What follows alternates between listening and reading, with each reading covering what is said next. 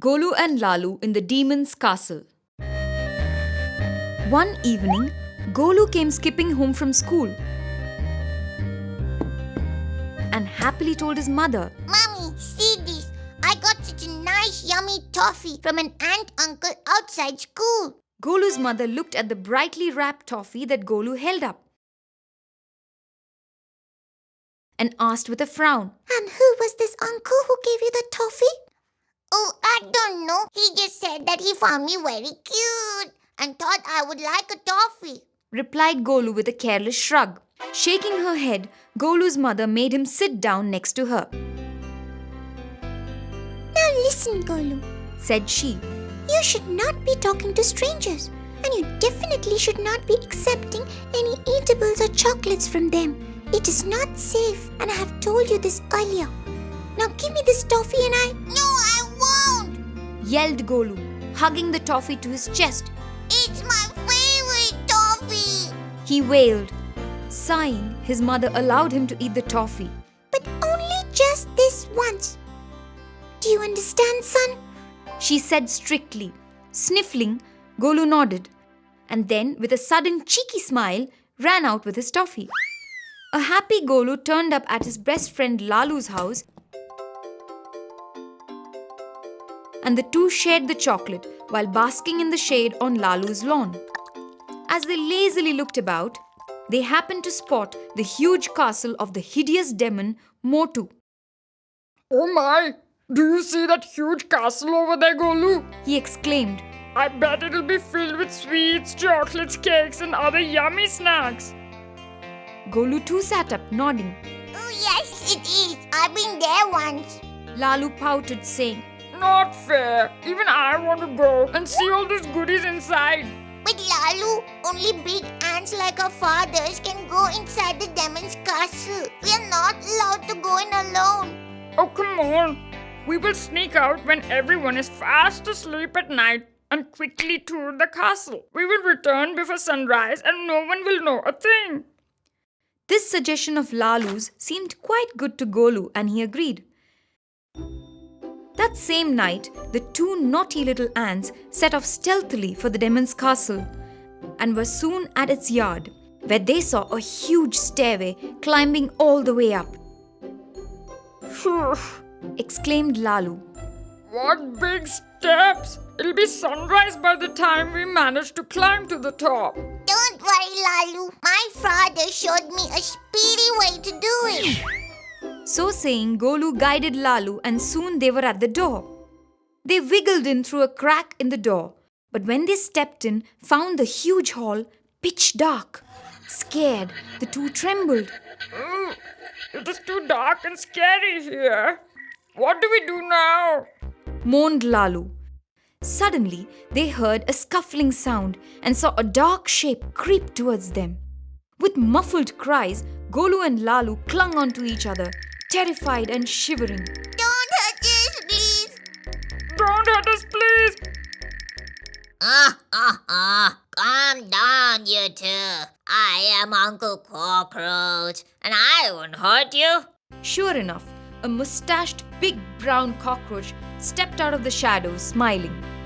Lalu and Golu relaxed and introduced themselves. Uncle Cockroach grinned and took out some chocolates. You two seem like very sweet little ants. Have some chocolates. Lalu was about to take them when Golu remembered his mother's warning about not accepting any eatables from strangers. Lalu, we don't know him. Should we be taking the chocolates? Oh, come on, Golu. Just look at Uncle Cockroach. He has been so nice and friendly. Why will he try to harm us? And these chocolates look too yummy. Golu hesitated, then nodded, agreeing. You're right. Cockroach Uncle doesn't look dangerous at all. And anyways, if I eat the chocolates right away, my mother won't even know. Thus, ignoring his mother's wise words, Golu ate the chocolates along with Lalu.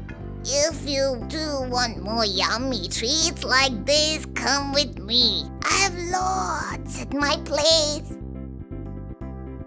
Nodding happily, Lalu and Golu skipped after Cockroach Uncle as he led them into the little nook he had made his home. But as they were nearing it, they slowed, their heads drooping, suddenly feeling very sleepy. In seconds, the two little ants fell into a deep sleep. A while later, Golu woke up. But when he tried to sit up, he found he was all tied up with a rope, and so was Lalu. Try as much as they did, Lalu and Golu couldn't move at all.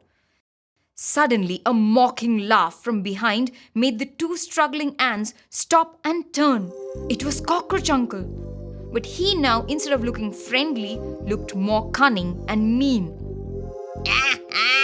There's no use. You will never escape.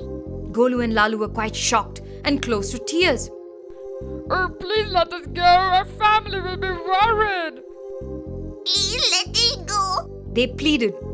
I'm so sorry. But I can't let you go, for if I do, then the big, fat, scary lizard who lives on the roof will eat me instead of you.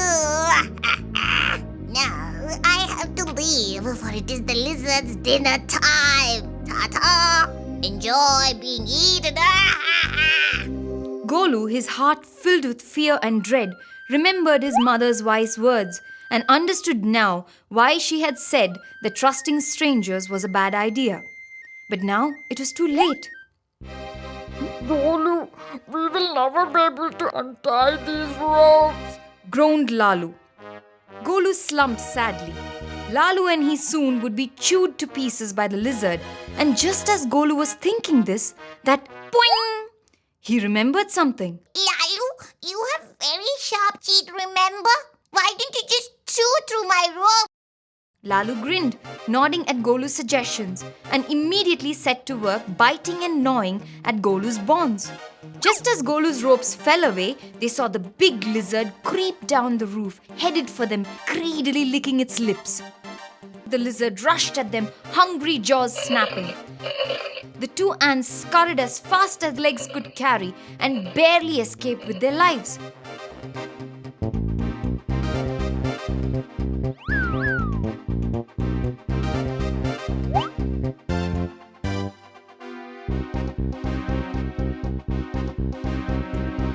Panting, they rushed to their homes and climbed into their beds, promising to themselves that they would never, ever talk to strangers.